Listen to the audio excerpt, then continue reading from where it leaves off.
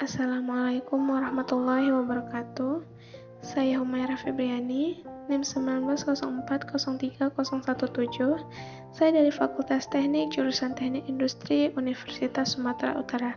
Di sini saya akan menjelaskan tentang pembentukan logam lembaran. Operasi pelengkungan atau operation bending.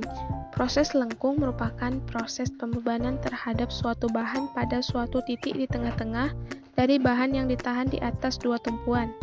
Dengan pembebanan ini, bahan akan mengalami deformasi dengan dua buah gaya yang berlawanan bekerja pada saat yang bersamaan. Penekukan atau bending dalam pekerjaan lembaran logam didefinisikan sebagai peregangan logam di sekitar sumbu lurus, seperti yang kita lihat pada gambar 1. Selama proses penekukan, logam di bagian dalam bidang netral ditekan, sedangkan logam di bagian luar bidang netral diregangkan. Kondisi regangan ini dapat kita lihat pada gambar 1b. Logam ini dideformasi secara plastis sehingga tekukan bisa permanen meskipun tegangan yang menyebabkannya dihilangkan. Bending menghasilkan sedikit atau tidak ada perubahan pada ketebalan lebaran logam. Berikutnya ada V-bending dan H-bending. Proses penekukan dilakukan dengan menggunakan alat punch dan die. Dua metode pembengkokan yang umum adalah V-bending yang dilakukan dengan V-die dan H-bending atau pembengkokan tepi. Dilakukan dengan wiping die. Metode-metode ini dapat kita ilustrasikan sebagaimana gambar yang dapat kita lihat pada layar berikut. H-bending melibatkan pembebanan cantilever dari lembaran logam. Pressure pad digunakan untuk menerapkan gaya FH guna menahan pangkal benda kerja terhadap die, sementara punch menekan tepi benda kerja dan menekuknya sepanjang tepi die. Faktor-faktor yang mempengaruhi penekukan. Yang pertama, bend allowance. Jika jari-jari atau radius tekukan lebih kecil daripada ketebalan benda kerja, logam akan cenderung meregang saat ditekuk. Penting untuk dapat memperkirakan jumlah peregangan yang terjadi jika ada, sehingga panjang bagian akhir akan cocok dengan dimensi yang ditentukan.